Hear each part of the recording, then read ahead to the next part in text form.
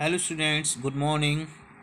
You today's lecture of history chapter 1. Students, अभी हमने जाना कि कैसे समय के साथ शब्दों का शब्दों का अलग अलग अर्थ में अलग अलग लोगों ने यूज किया, यानी एक ही शब्द को समय के साथ उसका अर्थ लोगों ने बदल दिया। इसीलिए जो इतिहासकार हैं, historians today have to be careful about the terms they use because they mean different things in the past. इसलिए उन्होंने उन शब्दों का संभल कर और सावधानी से यूज किया क्योंकि उनका अर्थ बदलता रहा था। अगर हम उदाहरण लें, एक फॉरेनर, मान ली एक वर्ड है फॉरेनर या विदेशी।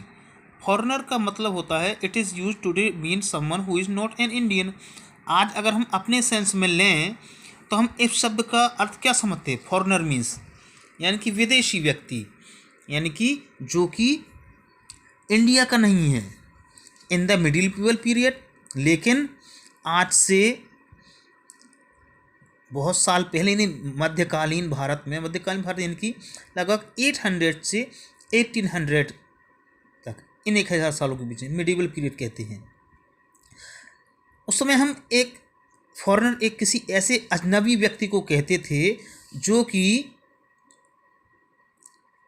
गांव में नया हुआ करता था, यानी someone who was not a part of society और कल्चर, जो कि हमारे समाज या हमारे कल्चर का नहीं होता था।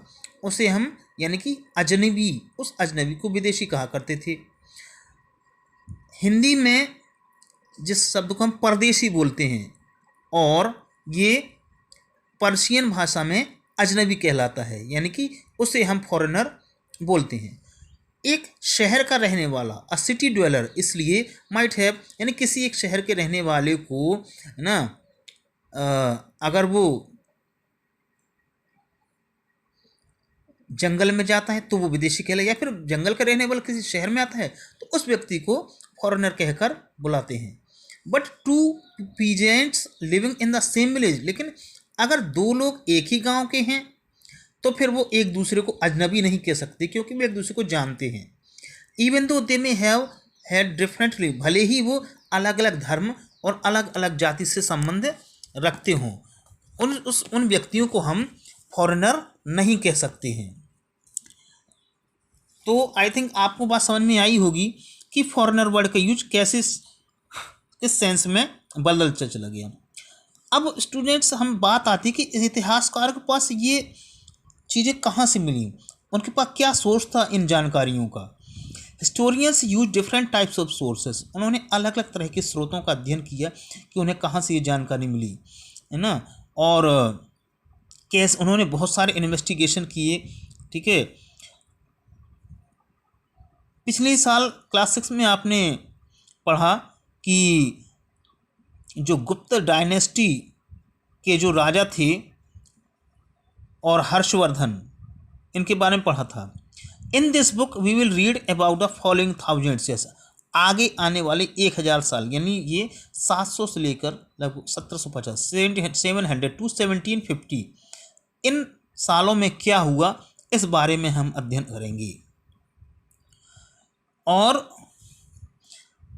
आप देखेंगे, you will notice some continuity in the sources used by historians to study to this period। आप देखेंगे कि इस समय में इतिहासकारों के पास बहुत सारे ऐसे स्रोत थे जिनसे कि उन्हें इन 1050 सालों का अध्ययन करने में उन्हें मदद मिली। They still rely on coins, वे क्या करते थे, उन्हें सिक्कों पर भरोसा था, सिक्कों को पढ़ा। इंस्क्रिप्शंस होते हैं जो पत्थरों पे लिखे जाते हैं। इंस्क्रिप्शंस, आर्किटेक्चर यानी इमारतें वगैरह, उसके साथ ही लिखित जो लेख थे, रिकॉर्ड्स थे, वो मिले हैं। उनके आधार पर लोगों ने काफ़ी जानकारी इकट्ठी की। But there is also considerable discontinuity, लेकिन कहीं कहीं पर कुछ ये लगातार जो कंटिन्यूटी है वो भी ख़त्म हुई है, कम हुई है। The number of variety of textual record, क्योंकि बहुत सारे जो रिकॉर्ड थे, लिखित रिकॉर्ड थे ना, जो उस समय पिछले सालों में या मिडिवल पीरियड के विद्वानों ने या लेखकों ने जो लिखे, वो इसलिए क्योंकि इस समय में धीरे धीरे क्या हुआ, जो या तो ख़त्म हो गए या फिर खो गए या फिर नष्ट हो गए या फिर समय के हिसाब से या फिर कीड़ों ने उन्हें खा लिया या फिर दिन पे, इस तरह से बहुत सारी चीज़ें ख़त्म हो गई, मिली नहीं है। इसलिए कहीं कहीं पर यह जानकारी हमें कम मिल पाती है और कहीं कहीं पर कुछ जानकारी का अभाव भी है। बीच में कुछ चीज़ें छूट गई हैं क्योंकि वो जो इन्फॉर्मेशन है वो हमें पूरी तरह से या इतिहासकारों को पूरी तरह से नहीं मिल पाई।